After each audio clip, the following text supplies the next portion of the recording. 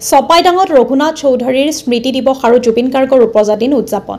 কামৰূপ মহানগৰ জিলা সাহিত্য সভাৰ উদ্যোগত আৰু প্ৰকৃতি ধ্বংসকাৰীক কঠোৰ হাতেৰে দমন কৰিব লাগে এই মন্তব্য ডক্টৰ সূৰ্যকান্ত হাজৰিকাৰ অসমৰ সমাজ জীৱনৰ দুই পুৰোধা অসম সাহিত্য সভাৰ প্ৰাক্তন সভাপতি বিহগী কবি ৰঘুনাথ চৌধুৰীৰ স্মৃতি দিৱস আৰু সুৰসাগৰ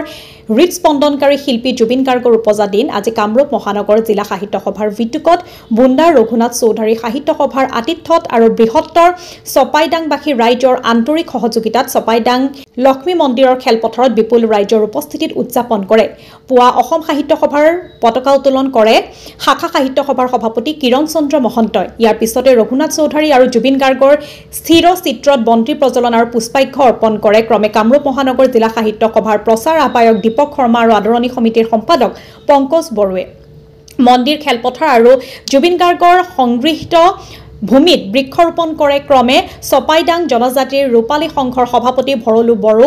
সমাজকৰ্মী আনন্দ বড়ো বীৰেন খাগলাৰীয়ে 10 বজাৰ পৰা অনুষ্ঠিত কবি সন্মিলনৰ আঁত ধৰে শাখা সাহিত্য সভাৰ উপসভাপতি আৰু শিক্ষক প্ৰশান্ত গগৈ অনুষ্ঠানত তিনিকুৰি কবিয়ে কবিতা পাঠ কৰে বিয়লি জিলা সাহিত্য সভাৰ সভাপতি প্ৰফুল্ল বৰ্মনৰ সঞ্চালনাত মুকলি সভাও অনুষ্ঠিত কৰা হয় শাখা সাহিত্য সভাৰ সম্পাদক বৈকুণ্ঠ নাথ দাসে আঁত ধৰা জিলা সাহিত্য সভাৰ সম্পাদক অৰুণ কুমাৰ মহন্তই উদ্দেশ্য ব্যাখ্যা কৰা সভাত অসম সাহিত্য সভাৰ প্ৰাক্তন সভাপতি পদ্মশ্ৰী ডক্টৰ সূৰ্যকান্ত হাজৰিকাই মুখ্য অতিথিৰ ভাষণত ৰঘুনাথ চৌধুৰীৰ জীৱন বৃত্তান্ত দাঙি ধৰি কয় প্ৰকৃতি আৰু চৰাইৰ প্ৰতি তেওঁৰ দুৰ্বাৰ আকৰ্ষণ আছিল সাম্প্ৰতিক সময়ত একাংশই প্ৰকৃতি ধ্বংসত নামি পৰিছে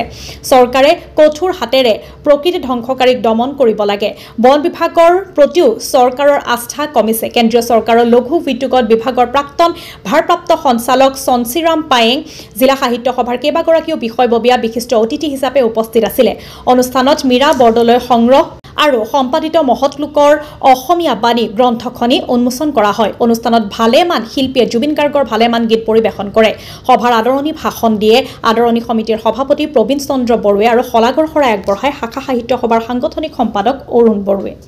গুৱাহাটীৰ পৰা দীপক শৰ্মাৰ ৰিপৰ্ট নিভাজ অসম লাইভ